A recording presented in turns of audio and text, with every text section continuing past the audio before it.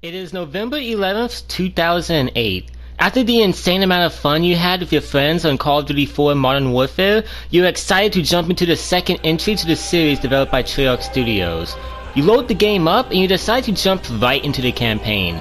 After a gripping, dark, action-packed adventure, you watch as Reznov slices the Nazi flag from its podium and cheer for Russia's freedom. But shortly after, you're greeted by the following cutscene.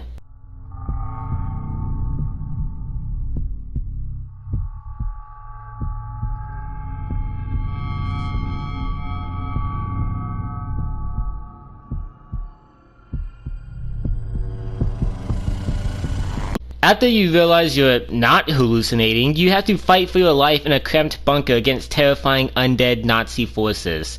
Chances are you didn't make it that far. That right there was many people's introduction to the chaotic ride of Call of Duty Zombies. Hey, what's up everyone? Game Master, otherwise simply known as Sly here, and today we are going on a long walk through memory lane. Over my 13 years of playing video games, very few have stuck with me like Call of Duty Zombies has.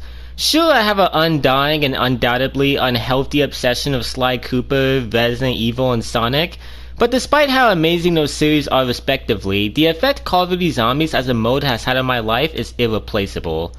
So I decided to go back and review every single Call of Duty Zombies map, mostly. And before any of you accuse me of ripping off the Smith plays, there's an old video on my main channel of me starting a Zombies retrospective, and as you can see, I've been doing this for a while now. Seriously, I've reviewed Nocturne and Totem like 2 times by now. And also, while I love Patrick, neither him nor me invented the idea of a retrospective.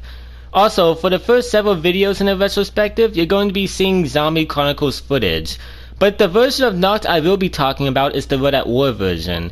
I have a working Xbox 360 along with a copy of World at War, here's proof, and that is what I revisited to get a refresh of the map. Unfortunately, I don't have an emulator, a PC, or a capture card, none of that fancy stuff, so we're stuck with 720p Zombie Chronicles footage for the most part. With that said, let's actually start talking about the map we're reviewing today. Nacht und Toten, German for Night of the Living Dead. Now, most people in the zombies community are aware that zombies as we know it was never supposed to be as big as it is today. In fact, it almost never got made. A few passionate devs at Treyarch came up with the idea for the mode, but everyone else wasn't too fond of the idea, which is actually understandable. This game was shaping up to be a gritty, historically accurate World War II shooter. Throwing zombies in there was kinda questionable. Plus, this was a 2-year development cycle, so most people thought the manpower that would go into a zombies mode would be better spent on the campaign or multiplayer.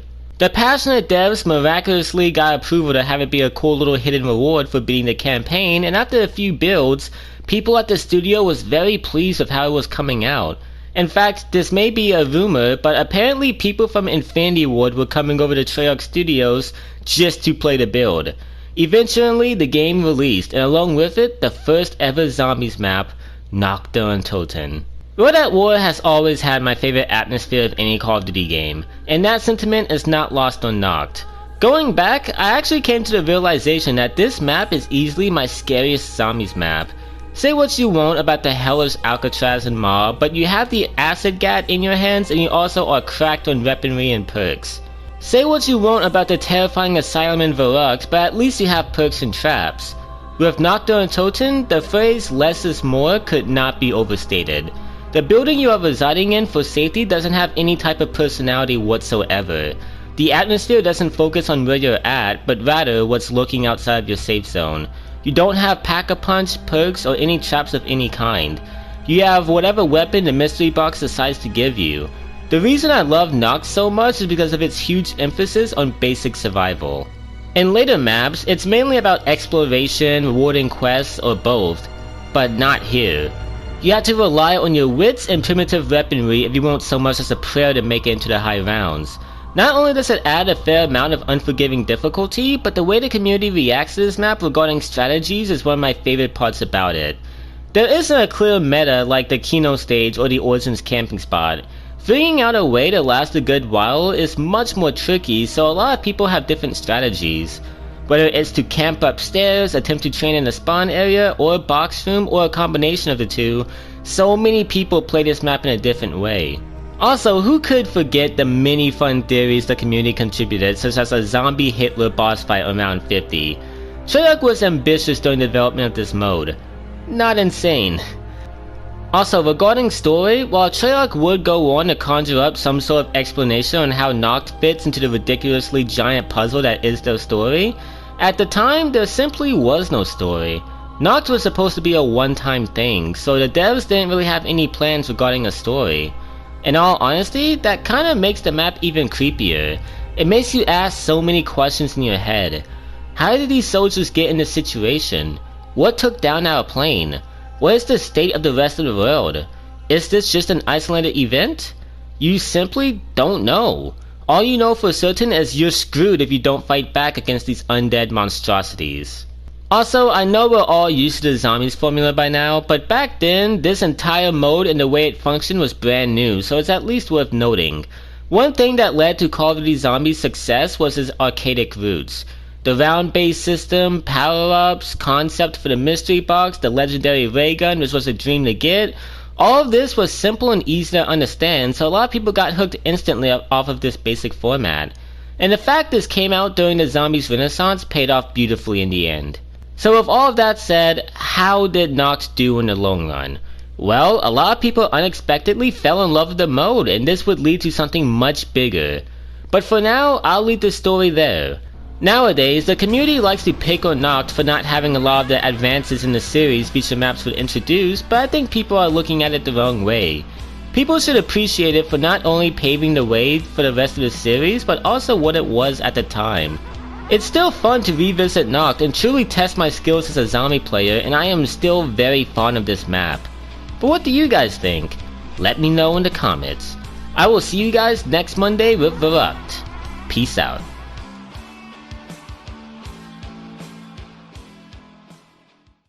The tiny unlockable mode you get granted access to upon completing the Road at War campaign now has the tiny community growing larger and larger each day. While multiplayer is still dominating the player base, more and more people are realizing how much value this side mode about slaughtering Nazi zombies has. This includes Treyarch, and with such a positive reception to the zombies map, the question loomed over everyone's heads. Why not make another? On March 19, 2009, Verruckt was released along with the new multiplayer maps in one DLC pack. Verruckt did exactly what Treyarch hoped it would do. It made interest in the mode grow larger and made the new community increase even more. As for my personal history of Verruckt, the first time I was able to get my hands on it was after purchasing the Resurrection pack for Black Ops 1. And unfortunately, I have to report that this map, like its older brother, has been neglected by the community in favor of something with a little more depth to them. But are they justified in doing so? Regardless, the answer is yes because it's their opinion, but the question I'm putting forward is, does Verruckt deserve more recognition? Or was it a misstep in Treyarch's early days of making maps? Well, let's take a closer look. Before I do so, just be aware I have never played the original Road at War version of Verruckt. I'm sorry, but I don't want to pay $15 over Xbox Live to get a slightly different version of a 12-year-old map I already own. However, I did revisit this map on Black Ops 1 since that's the version I have that plays more closely to the original. The only reason you're seeing Zombie Chronicles footage is because I simply don't have a capture card that can record G60 gameplay. With that out of the way, let's talk about Verruckt. Now, one thing that anyone can tell about this map is a lot has changed since Noct. Instead of being restricted to a tiny bunker with 3 rooms, you have access to an entire asylum oozing with uneasy atmosphere. While we're used to much bigger playing spaces now, back then this was probably a lot to take in after being cramped in a bunker for a few months. And like I just mentioned, this map is the first out of many to have personality. While I feel Noct's lack of personality and focus on pure tension makes it overall scarier, Verruckt is definitely a step forward in the right direction regarding design. In the creepy asylum, it's only half the fun in terms of presentation. Throughout the map, you can hear unsettling screams of terror and strange inaudible laughter. The creep factor this map has is amazing. Oh, and it's also worth noting that this map was the first to have a full-length vocal Easter egg song called Lullaby of a Dead Man, composed by the talented Kevin Sherwood and performed by Alina Sigmund, whose vocals could pierce the heavens. To say the least, this song is still a banger, and it's the start of Call of Duty Zombies' list of great exclusive songs which even furthers its personality. And one last thing regarding presentation, but this is the first map to have our 4 playable Marines actually react to the insane situation they're in with a variety of fun lines. Having these characters actually talk makes the experience feel much more immersive. However, while these Marines' cocky and determined attitude may conflict with the disturbing mood the atmosphere is trying to go for, it's not that big of a deal. Now, one thing I will say about this map to anyone who dares think of taking it on is that it is easily the hardest zombies map till this day. You may be wondering how this is harder than the previous map, which only had 3 rooms and a mystery box. Well, while Verruckt may be bigger than Knocked, it certainly isn't any less cramped. This asylum is realistically mainly comprised of tight corridors, hallways, and rooms about the size of my PayPal balance. Mixed out with the fact that you'll get super sprinters as early as round 3 in the Road at War version, it should be clear that much like Knocked, a sound strategy as well as raw skill is required to get anywhere past round 10. But this map isn't completely ruthless. We have a few innovations to go over. The first are perk machines. Verruckt introduces 4 perk upgrades from Road at War's multiplayer component: Quick Revive, Juggernog, Speed Caller, and Double Tap. These 4 perks are crucial to your survival, which makes them a perfect gameplay mechanic. Not only do they give you something to spend your points on aside from weaponry, but they help spice up the gameplay.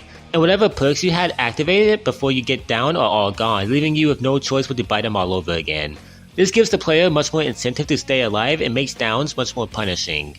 Continuing on a long list of innovations, this map also introduces traps. You can press a switch in a specific location that will keep the relentless horde at bay for a short amount of time before having them recharge. The introduction of traps that gave birth to a long list of strategies, and it's a good addition that, just like perks, helps spice up the gameplay. And the satisfaction of coordinating the depth of an entire horde to a trap of a teammate is so fulfilling. And lastly, the mystery box has been tweaked a little. Instead of sitting in one location the entire match, it will change positions after a certain amount of spins. While some players view this as annoying, I personally think this was a good choice. It encourages the player to move around and switch locations instead of just hovering around the box room the entire game. So with all that said, what do I think of Verruckt? Well, it is essentially Knocked, but elevated. While the map still focuses on pure survival, the addition of perk machines, a larger playing area, traps, multiple box locations, and some personality to our playable characters makes zombies feel like much more than an unlockable Easter egg. Because it is. Like Verruckt or not, this was the first map to take a step to being something truly memorable. The first map to take a look at its core mechanics and decide how to make this experience even more engaging. The first map to show zombies was here to stay. And like Knocked, the difficulties shouldn't be looked at as a sin, but rather something to appreciate. Verruckt is a true test of your skill, but unlike its former counterpart, it does much more to test you. It gives you way more options when it comes to your survival. And that's something that has always been undervalued about this map. While Knocked was the start of something magical, Verruckt was when Treyarch got serious.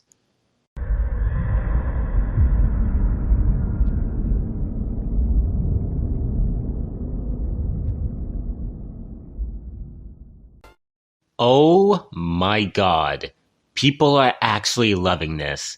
That is likely the reaction the hardworking devs at Treyarch had when not one, but 2 zombie maps had managed to rope in a larger pool of active players than they ever imagined. Somehow, by some miracle, this little co-op survival-based side mode was growing a passionate audience and fast, and it was doing so in a video game series widely known for its large PvP multiplayer component. If Knocked hadn't proved that Treyarch was onto something, Verruckt certainly did, and it showed that this zombie train was not stopping anytime soon. On June 11th, 2009, the second map pack was released for Call of Duty Road at War. In it were additional multiplayer maps, as expected, but also a brand new zombies experience simply titled Shinonuma, which in English translates to Swamp of the Dead. And man, Treyarch couldn't have picked a more appropriate title. I've had a very weird on and off relationship with Shinonuma, often writing it off as that one swamp map sandwiched in between more crazier experiences like Verruckt and Devis. However, upon revisiting this map, I've realized something. Something I didn't think I would. I honest to god think Shinonuma, if looked at through the correct lens, is a masterpiece. Those lenses in question aren't from the perspective of a zombies fan from 2022, 2017, hell, even 2013. No, to truly immerse myself, I looked at this map as I would someone who played the game in 2009, who's trying out that weird new swamp map that just dropped. While my only experience with Shinonuma lies in both the Zombie Chronicles version and the Black Ops 1 version, which is the one I revisited for experience as close to the original as I could get, I've expressed previously I don't think the Road at War maps on Black Ops 1 play too differently with the exception of the weapons you'll be using. Also, you're seeing Zombie Chronicles footage because I can't record my 360 gameplay. With introductions out of the way, the main question you probably have is, what do I see in Shinonuma? Well, let me answer. The first thing we have to talk about is the visuals, which is probably one of, if not my favorite aspect of this map. I'm going to go out and say it, I think Shinonuma has the best atmosphere out of all 4 World at War maps. While I think all 4 excel at their intended tone and fear factor, there's just something about Shinonuma's that gets me. Instead of being confined in a tight building of some sort, you will instead find yourself outdoors for the most part. This map is set in a Japanese swamp that is designed incredibly well. Every part of it is dripping with uneasy atmosphere, whether it be the mossy, dead-looking trees, the murky gray water, the rusty wooden abandoned buildings. This place does a great job of making you feel uncomfortable to be within its proximity at all times, without throwing it in your face like Verruckt. Don't get me wrong, I love the creepy asylum, but I think something Shinonuma does to a T, which it gets absolutely no credit for, is naturally making you feel incredibly uneasy in such a mundane environment. Well, as mundane as zombies tends to get. Not to mention that you're constantly surrounded by a thick fog, which adds even more dread since there's only so much of the area you can see at once. You really feel that you're in the swamp's mercy. Unfortunately, the fog was ultimately cut in the Zombie Chronicles version, which is a decision I'm a little baffled by. Maybe they wanted to show off their shiny graphics more, or the fog was originally there to hide a bad draw distance, which is something the remaster didn't have to worry about. Either way, I think its inclusion was nice and added a great deal to the horror feel of this map. Keep in mind, I'm not trying to bash the Zombie Chronicles version. As you can see, it looks really pretty. Unfortunately, I think it looks too pretty. So much so, it sacrifices a lot of the creep factor the original visuals brought to the table. I might find Shinonuma's environment creepier than its 2 predecessors since it's set in a swamp, and I personally find swamps in real life creepy as fuck, what with its ugly water and unfriendly inhabitants. Regardless, this map looks amazingly disturbing, and this is definitely a place I'd rather not visit anytime soon. As far as the sound design goes, it's pretty much still the same this time around, but I'd like to take the opportunity to mention Kevin Sherwood and Alina Zygmunt's banger this time around, a vocal Easter egg song titled The One.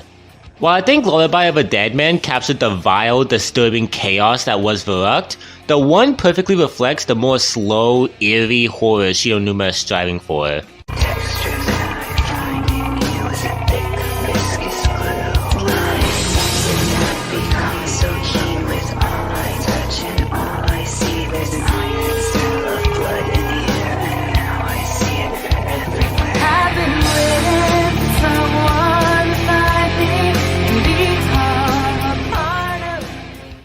Yeah, that's some creepy stuff. So yeah, purely on a presentation level, this map excels more than any other map in the game, and that is something worth commending it for.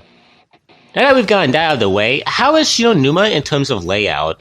An absolute far cry from the last 2 zombie experiences. You see, the map almost does somewhat of a fake out by spawning you in a cramped wooden building, but once you go out and explore further, you'll be treated to a nice surprise. Not only can you go to an outside area, but these areas are incredibly open, unlike the cramped corridors and rooms zombie players were used to up to this point. Because of this, Shinonuma really feels good to maneuver and there is much more room for movability. However, just because the area is more open doesn't make managing zombies any easier.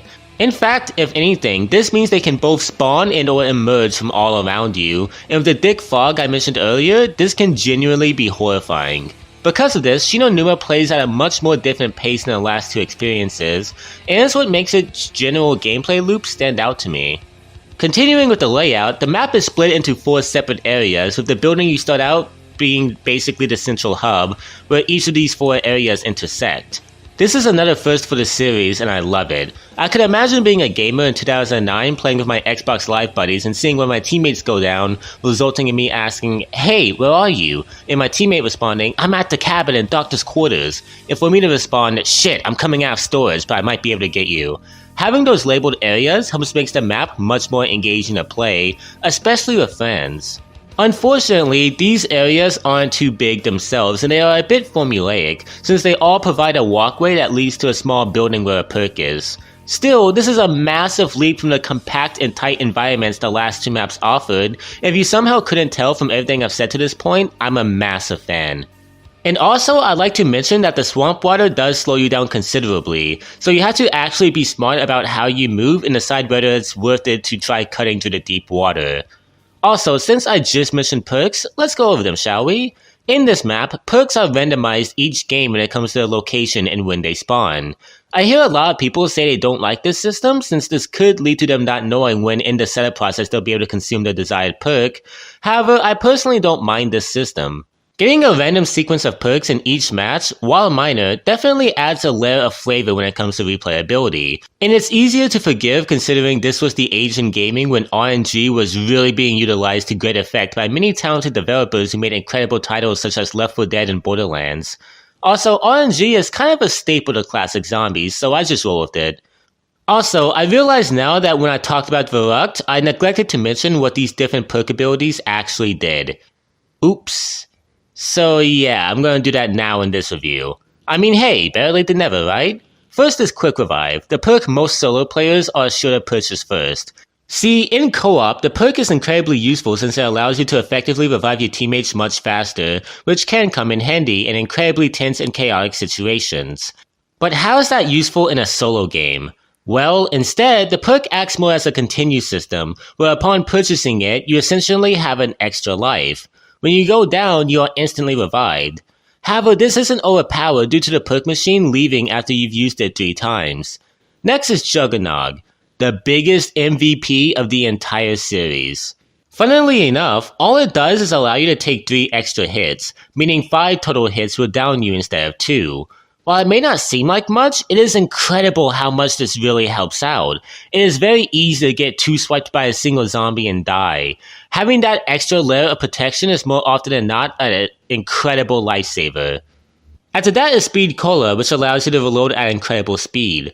Like Jug, it doesn't sound like much, but it cannot be understated how much this actually helps out.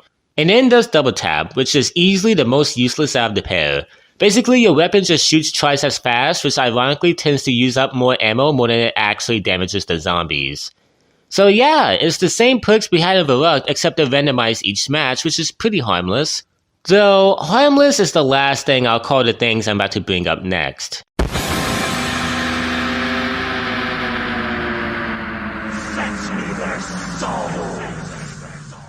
And like that, every 2009 gamer collectively shit their pants. You see, this map introduces Hellhounds. Hellish mutts who will chase after you with the speed you'd likely expect from such a creature. Luckily, their speed is balanced by their health, which, while not completely minuscule, is lower than that of an average zombie. These Hellhounds are genuinely terrifying, and the way the map dims with the music cue and the iconic demonic quote to go along with it makes their introduction one of the most legendary in gaming. And these rounds do more than enough to spice up the gameplay and offer the player a new challenge to face, and you're also awarded a max ammo at the end of it, making the challenge worth it. So, is that it for innovations? Hell no. Don't you dare think for a second I forgot about the Wonderwall DG2. The ray gun has done a great job awarding high-risk gamblers of a token for their troubles if the RNG is ever in their favor, but someone at Treyarch must have wondered why they stopped there. So then they introduced a new wonder weapon which gives the ray gun more serious competition. This weapon will fire an insta-kill ball of electricity at a zombie that will also chain with any zombies around it, basically turning what was an intimidating horde of flesh-eating corpses into fried barbecue. Seriously, I love this fucking weapon. It's fun to use and is memorable in terms of both functionality and design. So yeah, that basically wraps up my thoughts on Shinonuma. At least that's what I would say if it wasn't for one major thing I was leaving out. Something big that Shinonuma introduces which has the largest ripple effect on the entire series. The story. Yep, while Verruckt introduced giving our playable characters dialogue, Shinonuma takes the next leap forward and not only gives us a set of distinct and interesting characters, but also gives us hints of the larger narrative to come. The first I'll go over in this new playable crew of ours is Tank Dempsey. Arguably the most relatable since he's the least batshit insane out of the other guys, and his nationality is that of American, which is something those of us playing in America can relate to. Don't get me wrong, this guy is still pretty freaking crazy. You see, Tank is the living embodiment of the typical badass American stereotype, and he loves violence, is prone to aggressive outbursts, and is extremely temperamental.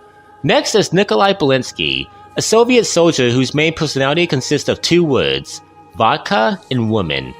Technically that's 3 words, but shut up, you're not allowed to point these things out. Nikolai is drunk as hell 25-8, making his speech really sluggish and spouting nonsense that tends to make absolutely no sense. Although that does make him technically the comedic relief of the group, despite the other characters being pretty damn funny as well. Then there's Takeo Masaki, an imperial soldier who may seem level-headed at first, until you realize he has an undying and unhealthy obsession with the Emperor of Japan. So much so, he finds a way to praise him in practically every sentence. Not only that, but he links a spiritual explanation to every single thing he witnesses, making him come off as a complete nutcase. Well, because he is. And last but certainly not least is Edward Richtofen, a mad Nazi scientist who is easily the most insane out of everyone. Seriously, I have no way of articulating it, he's just a madman with obvious maniacal intentions. This crew of characters is one of my favorites in gaming for a reason. Sure, it's clear none of them are good people, but that's what I love about them. They're all so clearly insane and mentally unwell, and their distinct types of insanity leads to some pretty funny and downright bizarre banter between them. This team does not function well as a team, and it's such an interesting dynamic. And the fact they're all of different nationalities and belong to different armies increases the hostility between them. Also, can I just commend Treyarch for having the balls to have one of the characters be a literal Nazi? It's so fucking bizarre in that usual COD Zombies charm, and the fact he belongs to the worst real-world faction we've ever seen, which took place in the deadliest human conflict of all time, makes this guy come off as even more despicable, which is what I absolutely love about him. There's no hidden layers, no depth, no, he's just an evil shithead. I love that. And for all of you premise lovers who are about to roast me in the comments section, chill out, we are nowhere near there yet. So yeah, this is a solid crew, and they got some pretty talented people to voice these characters, with the names that pop out being Steve Bloom, who voices Dempsey, and Nolan North, who voices Richtofen. Tom Kane voices Takeo, and Fred Tatasciore voices Nikolai. Each of these guys do an absolutely fantastic job at portraying these wacky characters. As for the other story content, well, we don't get much, but what we do get is important. Firstly, we find out someone named Peter McCain, who's the man hanging in the starting room area, was apparently there during the Verruckt incident, which is referred to in a hidden radio as a failed containment. We also hear names such as Richtofen's and an unrecognizable one, which is Dr. Max's. We also hear that this Peter McCain guy was supposed to report to a location named De Vries. Aside from all of that, we then hear a number be brought up time and time again throughout the map. 115. What its significance is not yet explained, but it's somehow important. So yeah, that's all the story information we're presented with, and my god is it great. While it's all incredibly vague, this story is one that wants the player asking questions, speculating, theorizing, all of that, and it absolutely achieves its goal. So when it comes to the story side of things, it's not bad at all. Not only are we introduced to some great characters, but the groundwork is laid for future revelations to come. And man, are there revelations. But for now, we'll have to put a bookmark in this story. So yeah, that's Shinonuma. The main thing I realized about this map is why no one ever talks about it. Why it's so forgotten. Every single good thing it does is an aspect we take for granted. A open area? We're used to it. Hellhounds? We're used to it. New wonder weapon outside of the ray gun? We're used to it. Having an actual story starting to take place? Oh boy, are we used to it. However, if you truly recognize Shinonuma for how revolutionary and different it was at the time, you'll start to see how great it truly is. Especially once you forget about all of the modern day conveniences we have with newer maps and just look at Shinonuma for what it is, and especially for what it was at the time.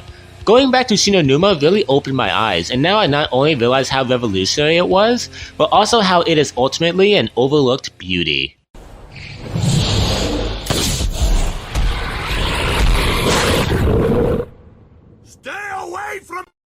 On August 6th, 2009, the third map pack dropped for World at War. We got the usual multiplayer maps, and continuing the successful zombies trend Treyarch had created with Nocturne Toten, Verruckt, and Shinonuma, the fourth and final World at War zombies map was released. De Vries, which translates to the giant in English. And no matter what words I say or how I phrase it, nothing I say can capture how important this map was, how beautiful it was. You see, De Vries was the accumulation of everything Treyarch had learned and added thus far. It is an experience that, in comparison, completely manages to outshine the last three maps in every conceivable way imaginable. 3 experiences that I had never-ending praise for. That's how good Dervis is, and it still has a dedicated pool of fans to this day. Just a quick disclaimer, but what you're looking at is gameplay of The Giant, a next-gen remaster of the map featured in Black Ops 3. I don't have the means to record my Xbox 360 gameplay, but nothing about The Giant is too different from the original, with the exception of its graphics and lighting. Anyways, what's so special about this map? Well, it is my utmost pleasure to explain what exactly that is. As soon as you load into Dervis, you're instantly hit with a huge sense of unfamiliarity if this is your first time playing. The last 3 maps had you in pretty remote areas, but here, you're in a giant facility filled with a multitude of buildings. Not only that, but this map takes place where all of this madness started, which makes being in this huge, overrun area really make you feel like you're in the thick of it. Also, regarding atmosphere, I love the industrial feel this map has. Practically everywhere you look, you see some sort of machinery and or equipment that gives hints as to what the people here before you were doing. And the skybox to this map is absolutely gorgeous. Since there's a solar eclipse happening, it gives the night sky this space-like appearance. While all of this might not feel like horror, that's the special thing about this map. It's not trying to go for horror. On the contrary, it actually has a lot of action elements that go into it, and I think this epic sci-fi setting filled with futuristic Nazi machinery is the perfect battlefield for the player. I'll go more into that later, but first I want to talk about the way this map is laid out. It's very similar to Verruckt in a way, where there are 2 sides of the general area that all lead to a specific point. However, Dervis is significantly much bigger than Verruckt, so this 2-lane system works really well in its favor, and depending what path the player prefers, more will be where they want to go.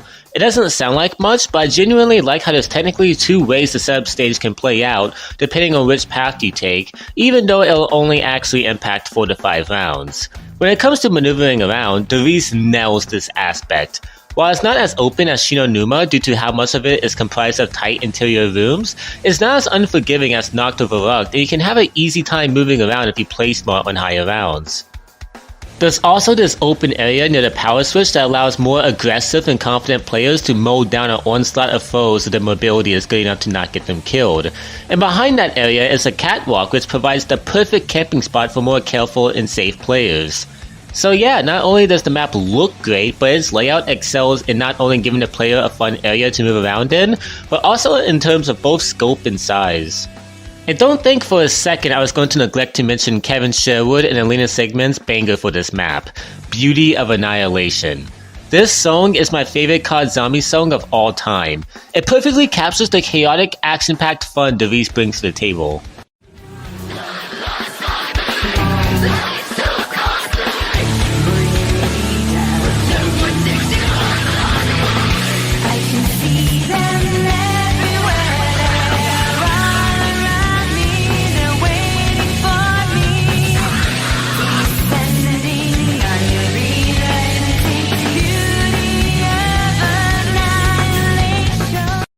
But what are the core features of Dervis? Well, I'm glad you asked. Starting with returning features, the 4 Perca-Colas have returned, and like Shinonuma, their locations are randomized each game.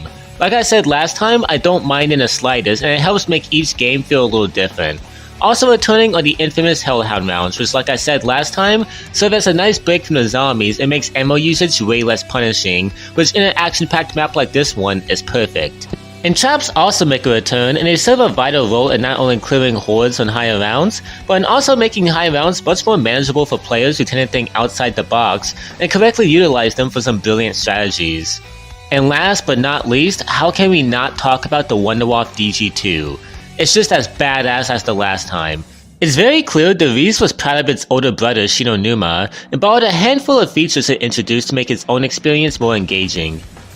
But what about the features solely introduced by Dervis? Well, first is monkey bombs. You heard me right, monkey bombs. This device takes what was once an innocent children's toy and turns it into an insanely useful weapon. Once thrown, it would distract every zombie in the map and draw them all to it before blowing up.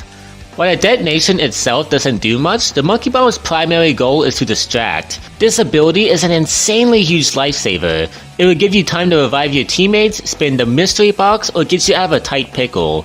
The addition of these things was a pretty smart move on Treyarch's part, and they are a welcome new staple to the series. However, another thing this map introduces is teleportation, known by us modern zombie players as fast travel. There are 3 teleporters on the map, and for a fee of 1,500 points, you'll be teleported to the spawn area. This makes getting around much easier, and like most other tools at your disposal, can get you out of a hairy situation. So, is that as far as the release introduces? A toy monkey and teleporters? Nope. Even though we have one last innovation to cover, this edition changed everything when it came to how to play this mode. May I introduce you to the PackAPunch machine. For a hefty cost of 5,000 points, you can upgrade any weapon of your choosing. This will turn it into a superpowered version of itself with an insane amount of additional ammo and insanely higher damage output. Before, your weapon would become utterly useless by round 20 or beyond if it wasn't a ray gun or wonder-waff, but now you have a chance to be on equal footing with the zombies. Packing your gun is essential to high rounds, and this feature is now crucial to your survival. PackAPunch understandably became a series staple. Now, let's do a bit of reflecting and think back to Nocturne Totem. In that map, you were barely armed with anything while trapped in a bunker. Derice? You have a large area to move around in freely, Coca-Cola abilities, a powerful electric charged weapon capable of decimating hordes, and a machine that allows you to turn your arsenal into laser weapons. We've come a long way in a span of 4 maps, and thanks to everything Treyarch experimented with and learned in the past few maps, Derice is a fully fleshed out and insanely fun experience where for the first time, it feels like you're the one going on the offensive. It's no longer all about surviving. It's also about annihilating your foes and having a really good time doing so. And spoiler alert, this trend will continue. But if you thought the gameplay was solid, oh, you are in a treat regarding the story content we get introduced to. Now that our protagonists have been established in Shinonuma and the seeds were planted for a story, Derice decides to finally clue us in as to what the fuck is going on. Via multiple radios throughout the map, we finally get full context as to who this mysterious Dr. Maxis is, who got name dropped in the last map. Dr. Maxis is the head of a scientific group by the name of Group 935, and this facility used to be their old stopping grounds before they were ultimately overrun. You know that weird number we kept seeing everywhere in Shinonuma? 115? Well, it's actually a mysterious element used by Group 935 to fuel their crazy experiments, which were mainly teleportation. In these radios, we see just how cruel and determined Dr. Maxis is, who constantly sacrifices test subjects like it's nothing and berates his own employees, most of which is his assistant, Dr. Edward Richtofen. Yep, that Dr. Edward Richtofen. In these radios, Richtofen is a quiet, obedient lab assistant. We also find out that these teleportations would often lead to turning these test subjects into zombies. This was how the outbreak started, by scientists wanting to play God. Maxis tried to find a way to control these undead individuals, but they would more often than not have to be put down. The last bit of critical information we receive is the fact that Dr. Maxis has a daughter, Samantha Maxis. During another teleportation attempt, we see Maxis' cold nature again when he decides to use the dog he gave his daughter, Fluffy, as a test subject for teleportation. And I'll play what happens next. Daddy, what are you doing with Fluffy? Damn it, Samantha, I told you never to come in here. Edward, get her out of here. Yes, Doctor. What's wrong with her? Daddy, what did you do? Come back here, Samantha! Stop her! Easy. Come here, Samantha. Good girl, Flossie. Gently, Samantha. That's not Flossie anymore. We must get out of here. What? Edward, what are you doing? Open the door! Edward, open this door now! I'm scared. Don't go! Stay by me, Samantha! Goodbye, Dr. Maxis.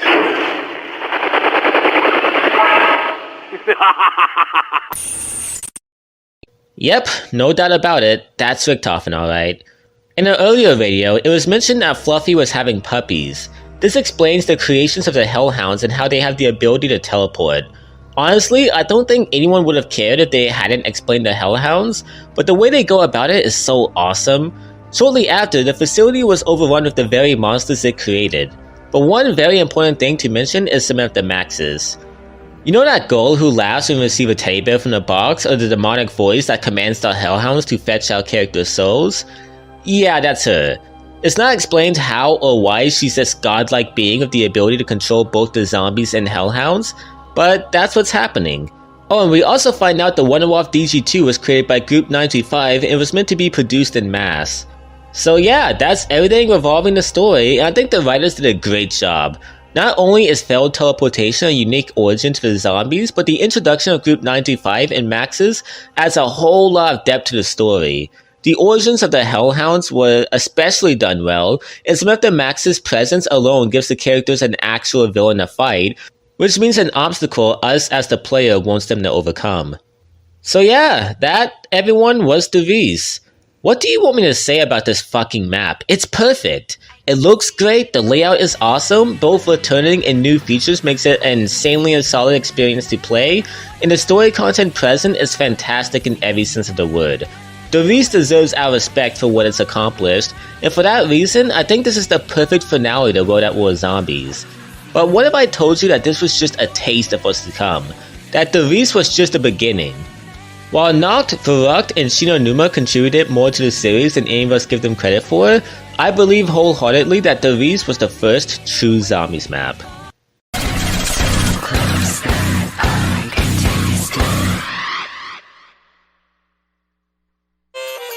Get ready for a surprise! Good! That song was driving me nuts!